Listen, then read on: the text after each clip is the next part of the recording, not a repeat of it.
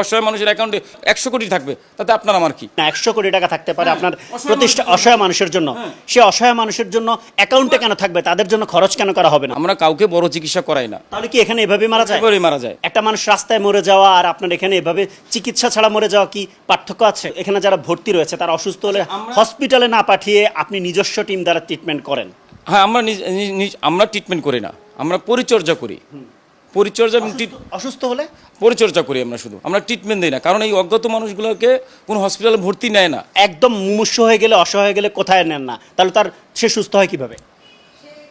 এইখানেই বেলেই সুস্থ হয়, কিভাবে? এখানেই রাখি। আমরা জানি একটা লোক অসুস্থ হইলে অনেক ক্রিটিক্যাল অসুস্থ হইতে পারে, তাকে অনেক বড় বড় ধরনের চিকিৎসা করাতে হতে পারে।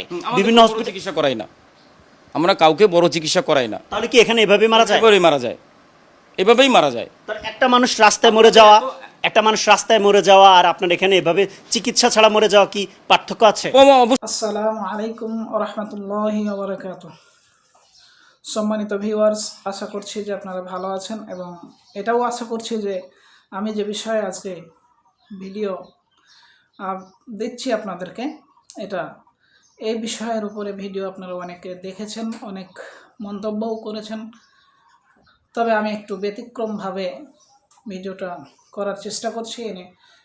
যে বিষয়ে আলোচনা করছি, বিষয় হচ্ছে মিল্টন সমাদ্দার, যিনি একটা সময়ে পরিচিতি অর্জন করেন মানবতার ফেরিওয়ালা নামে, কিন্তু এখন বর্তমানে তার বিরুদ্ধে যে অভিযোগগুলো আনা হচ্ছে, যে অভিযোগগুলো আসছে, এই অভিযোগগুলো আসলেই যদি সত্য হয় তাহলে মানুষ আর কোথায় যাবে, কাকে বিশ্বাস করবে? আমরা মানুষ কিভাবে কার কাছে বিশ্বাস করব, কাকে বিশ্বাস করে কার কাছে সাহায্যের হাত বাড়িয়ে দেব? আমরা চাইছি, বিশেষ করে একান্তই আমার চাওয়া, যে মিল্টন সাহেবের ওপরে যে অভিযোগগুলো এসেছে, এই অভিযোগগুলো মিথ্যা প্রমাণিত হোক। আমি চাইছি এর সুষ্ঠু একটা তদন্ত হোক এবং সুষ্ঠু তদন্তে আমি আশা করব, আমি চাইব এগুলো যেন মিথ্যা প্রমাণিত হয়। কেননা এইভাবে যদি রক্ষক যদি ভক্ষক হয়ে যায়, তখন কিন্তু বিশ্বাস করার মতো আর কাউকে আমরা পাবো না, কাউকে আর বিশ্বাস করতে পারবো না, কোনো সময়ই বিশ্বাস করতে পারবো না। সুতরাং আমাদের উচিত হবে আমাদের একটা সুষ্ঠু তদন্ত করে এর সত্যতা যাচাই করা, এর সত্যতা বের করা। আসলে ঘটনাটা কি, এটা যদি আমরা জানতে পারি, যদি এটা মিথ্যা হয় তাহলে আমাদের আস্থা বাড়বে, বিশ্বাস বাড়বে। আর যদি এটা সত্য হয় তাহলে তো আমাদের বিশ্বাসের জায়গাটা অনেকাংশেই কমে যাবে। আমরা হয়তোবা এর কারণেই এমন একটা পর্যায়ে এসে দাঁড়াবো যে বিশ্বস্ত প্রতিষ্ঠানকে বিশ্বাস না করে যারা প্রতারক তাদেরকেই বিশ্বাস করে ফেলব। এতে কি হবে? আমাদের ক্ষতি হবে, এতে দেশের ক্ষতি হবে, সমাজের ক্ষতি হবে। সুতরাং আমরা চাইব যে এটার একটা সুষ্ঠু তদন্ত হোক এবং আমি মনে প্রাণে চাইব যে এটা মিথ্যা প্রমাণিত হোক। কেননা ওই যে বললাম, বিশ্বাস। সুতরাং যারা এই সমস্ত কাজে, যারা মানব কল্যাণের কাজে, যারা মানুষের সেবা করার উদ্দেশ্যে নিজেকে বিলিয়ে দিচ্ছে, তাদের বিরুদ্ধে যখন অভিযোগ আসছে তখন তো সত্যি খারাপ লাগছে, খারাপ লাগার বিষয়। কেননা মানুষ আর বিশ্বাস করবে কাকে?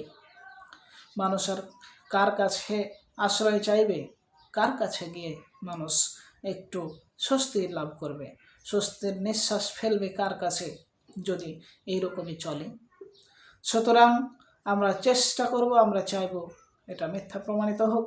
এটা মিথ্যা প্রমাণিত হলে আমাদের আস্থা বাড়বে, আমাদের বিশ্বাস বাড়বে এবং আমরা আবারও তার কাছে সানন্দে দান সদাকার টাকাগুলো পাঠাতে পারব। কেন? তিনি মানব সেবায় নিয়োজিত, জনস্বার্থে তিনি সাহায্য চেয়ে থাকেন এবং জনস্বার্থেই তার কর্মকাণ্ডগুলো হয়ে আসছে। সুতরাং আমি চাইব তার বিরুদ্ধে আনিত অভিযোগগুলো মিথ্যা প্রমাণিত হোক, এটা আমার একান্ত চাওয়া। ভিউয়ার্স, আপনার মতামত আপনি কমেন্টে জানিয়ে যাবেন। আর সামাদ কি মিল্টন সামাদ্দার যিনি আছেন, তিনি জোর গলায় তদন্তের কথা বলছেন। তো আসলেই উচিত তদন্ত করা, প্রমাণ করা তার বিরুদ্ধে আনিত অভিযোগগুলো।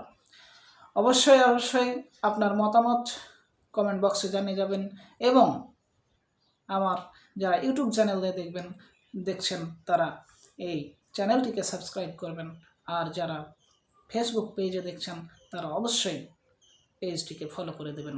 আসসালামু আলাইকুম রহমতুল্লাহ। পার্থক্য আছে, পুরোটাই পার্থক্য আছে। রাস্তায় সে কুকুরে বিড়ালে খাইতো, পচে মরে যেত, সে সেখানে ধুকে মরতো। এইখানে অন্তত পানিটা পাচ্ছে, ফার্স্ট এড ট্রিটমেন্টটা পাচ্ছে, পরিষ্কার পরিচ্ছন্নতার মধ্যে মধ্যে মারা যাওয়ার পরে সে দাপন কাপনটা পরিষ্কার সাথে পাচ্ছে। আপনাদের সাংবাদিক সহ পুরো প্রশাসনকে বলি, চ্যালেঞ্জ, যে আমার বাংলাদেশের ঢাকা শহরে একটা ফ্ল্যাট দেখান, নিজের নামে একটা গাড়ি দেখান, কার নামে আছে? কারো নামেই নাই। কারণ বলছেন নিজের নামে নাই, তাহলে আপনার সম্পদগুলো আপনি কার নামে করছেন? কারো নামেই করি নাই, করে নাই। আমার টাকা আছে, চাইল্ড ইসকের অ্যাকাউন্ট আছে, থাকতেই পারে আমার অ্যাকাউন্টে। চাইল্ড ইসকের অসহায় মানুষের অ্যাকাউন্টে 100 কোটি না, মানে 1 কোটি না 100 কোটি থাকবে, তাতে আপনার আমার কি? ওনাদের প্রয়োজনে এখানে কোনো দায়বদ্ধতা থাকবে না?